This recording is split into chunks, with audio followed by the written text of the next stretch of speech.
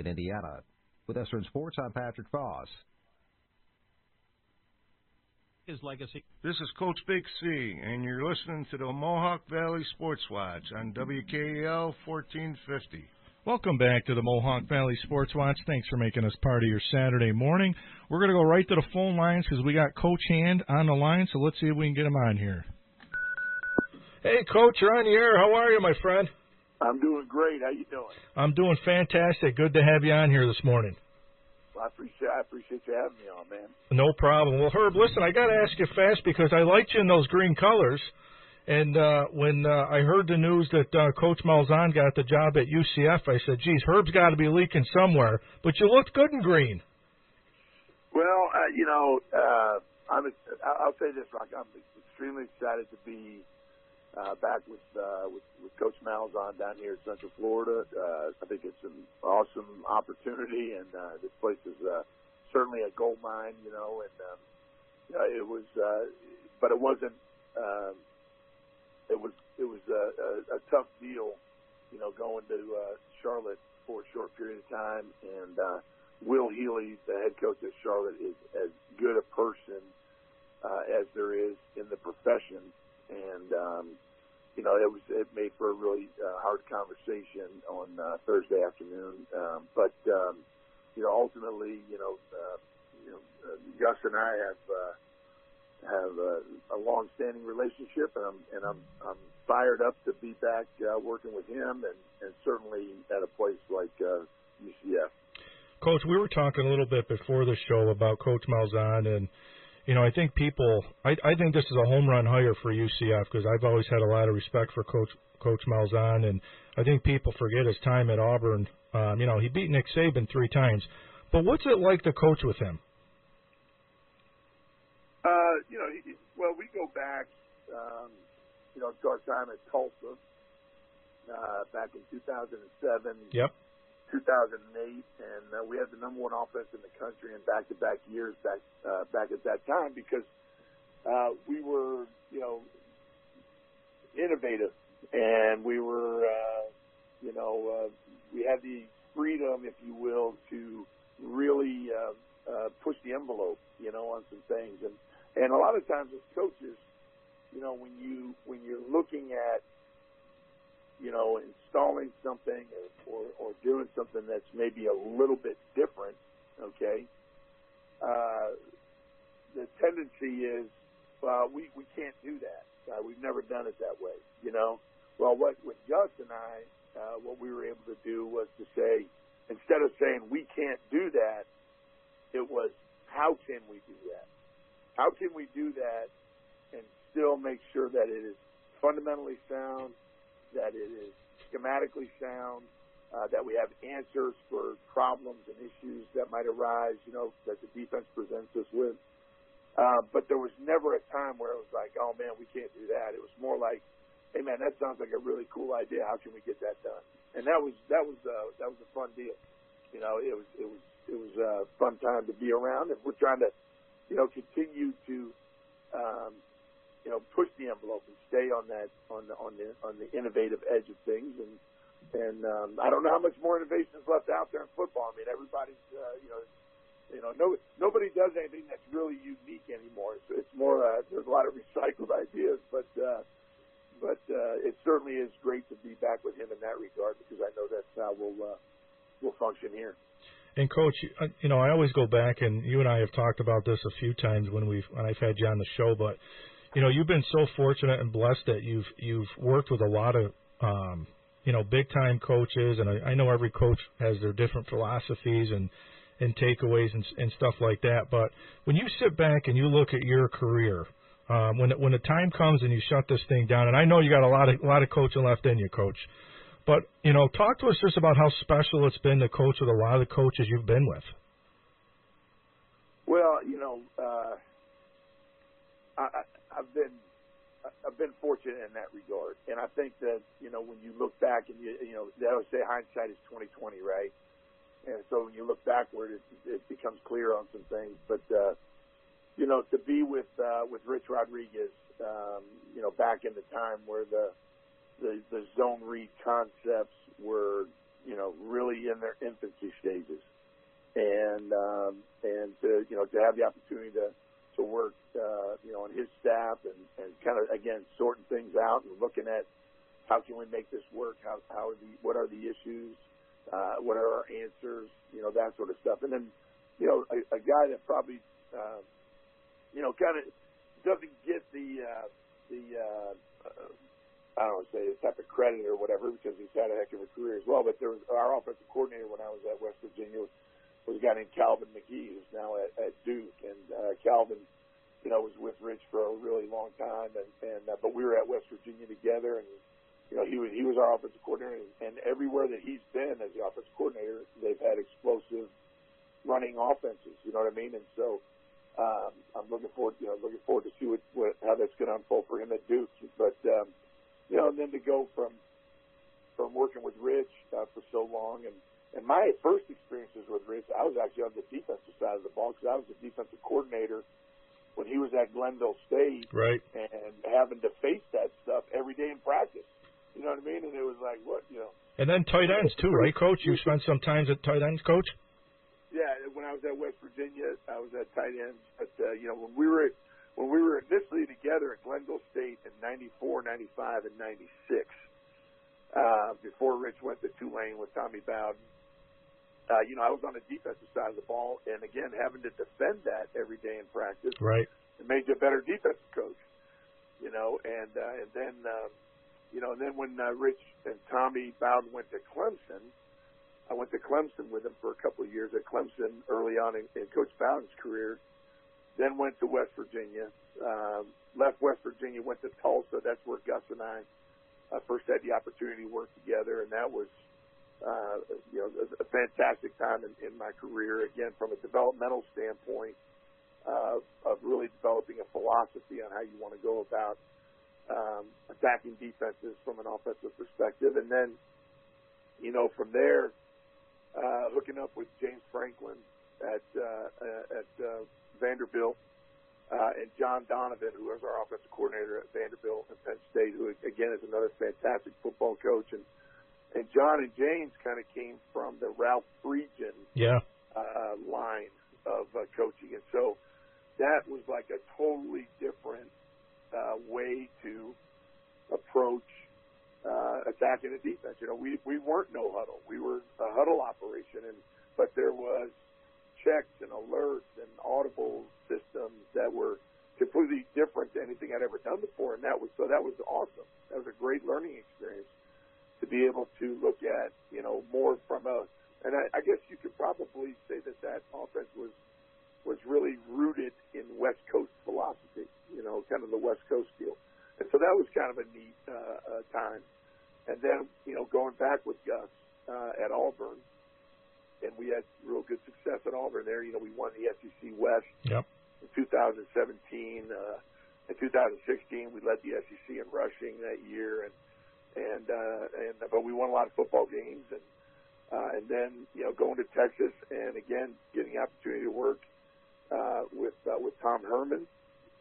Our offensive coordinator there was Tim Beck my first 2 years. And, again, it was another system, very similar, more similar so to what we were doing, with Gus and that sort of thing. But still to get new ideas pumped in was great. And then my last year at Texas, working with Mike Yurcich, who is an awesome offensive coordinator as well. With each of these guys, there's something that you take from each opportunity that you have, and you say, "Hey, man, this is really good. I like doing it like this." You know what I mean? Yep. And so everybody has injected a little bit of ideas and knowledge and ways of thinking that have been beneficial. And so I've been really, really blessed in that regard. And Coach, I just want to touch real fast on the Texas piece because, I think a lot of us here that follow college football, when you guys had a really good win against Colorado in the Alamo Bowl, you finished 7-3, and we all said, well, Coach Herman will be back for another year, but it seems like the pressure to win at any school is tough.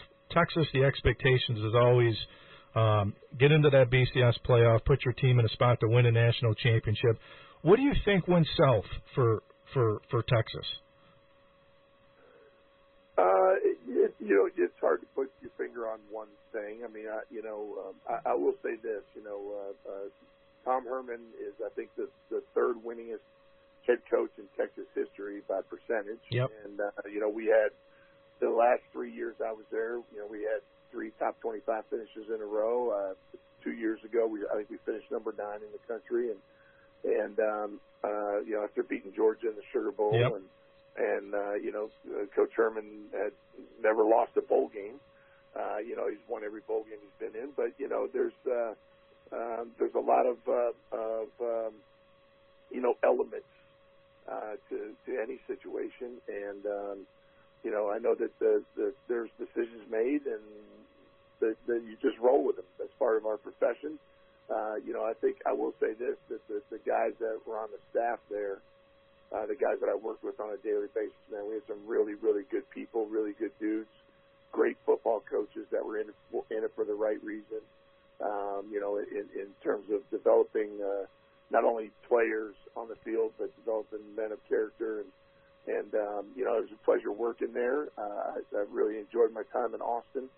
I wish them nothing but the best going forward. But, it's hard to pinpoint one specific thing that happened. I just know that, I know what expectations are at places. And, unfortunately, it didn't work out. But what that led to is the opportunity to have right now in Central Florida, and I couldn't be more excited about being here.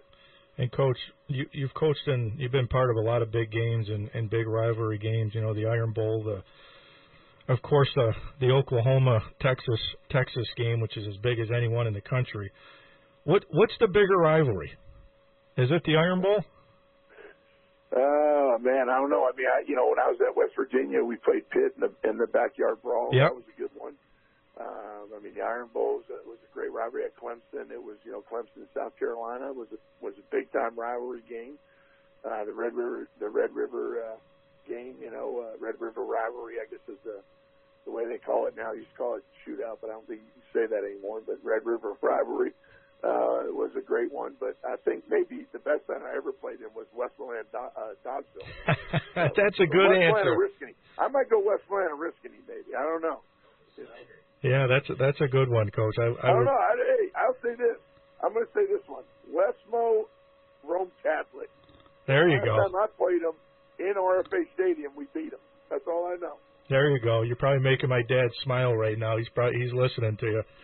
But, Coach, listen, my brother-in-law's actually got a cooking question for you. I brought him in today to fill in. He's got a cooking question for you. Well, Coach, Munch's cooking is like coaching. Right. What's your go-to dish to cook? Just your John Gruden inspired 2Y banana play that you call. Oh yeah. I don't know, man. It really matters. I can tell you what the last thing I cooked was. How's that? I'll tell you what the last thing. Okay. This would be an homage to Coach Grignano. Okay. And then also I'm going to give a little shout out to Kevin Adey on this one as well. I made it was a gnocchi dish, okay, but it had a Calabrian chili sauce, okay, with some roasted red peppers in there as well, and just some ground beef and roasted red peppers, a little bit garlic, a tomato paste, made a nice little sauce out, threw some gnocchi in there with it. Throw some Romano cheese on top, bang, you're rolling. Beautiful. It was an easy dish, dude. But that was the last thing I've actually cooked. I figured coming from Texas. I made that the other night. I figured coming from Texas, you'd be into that Salt Lick barbecue. Franklin barbecue. Dude, I can tell you this. If you fire up the smoker now, okay, give me about a day, I can make a good brisket. All right. That's going to be on the menu here for these old linemen down here in Central Florida. Once I get my house set up and I get my smoker rolling, I'll get some brisket and get these guys over here and cook for them. Yeah, you got to take care of the big uglies, No doubt. Coach, I was the last thing I was going to tell you. I know you tuned in to watch my dad on the podcast and Mike Davis and obviously seeing some of the old former players tune in comment. And that class that you were part of at Westmoreland, I know you guys are all still a very close-knit group, man, but you guys are a special group of kids. Well, there's a brotherhood that is developed and nurtured, on the field, in the locker room, during practice, shared adversity, right? When you're going through adverse situations with a group of dudes, man, that you love and that you care about and that you would, you go to bat for any day, you develop a bond that is unbreakable. And, certainly the guys that, that I went through that with at Wesleyan, I love those guys. They're like my brothers. And, we've been through some really good times together, and we've been through some tough times together over the last, 35 years. Yep. And, but we've always stuck together through them. And a lot of that, is attributable to the coaches that we had, because they fostered that bond. They fostered that, that band of brothers mentality. And, so I'm forever thankful, to guys like your dad and Coach Passalacqua and, Coach Davis. When I was at Hamilton College, I had the same relationships with the guys at Hamilton. Coach 80, Paul 80, those are guys that are, to me, they're the Mount Rushmore, if you will, of coaching in my life. And, and I'm forever thankful for those guys. Well, Coach, we love you, and I always appreciate you coming on here with me, and hopefully we'll get a chance to see you over the summer, and we couldn't be more proud of you, my friend. Well, I appreciate it. This COVID thing has obviously thrown a wrench into travel plans and things of that nature, but, I can't wait to get back to Central New York and see my mom and see my dad up there, my family, and all my friends, and again, the coaches that were just instrumental in my development. And I love everybody up there, man. I'm a proud native of Westmoreland, New York. That's awesome, and Westmoreland's proud of you, Coach. Indeed. All right, guys. Well, we appreciate it, and hopefully we'll see you soon. But take care, Coach, and congrats again. Thanks again. And take care. All right, thanks, Coach. Bye-bye. Coach Han, great. He said, like I said, he's had a long, good career. But he's coached with a lot of good coaches. If you didn't have Mike do it, I was going to jump in with the food question about Franklin Barbecue down in Texas. Yeah, that Salt Lick Barbecue is something special. They have that huge pit up there, and I'm sure he can smoke a heck of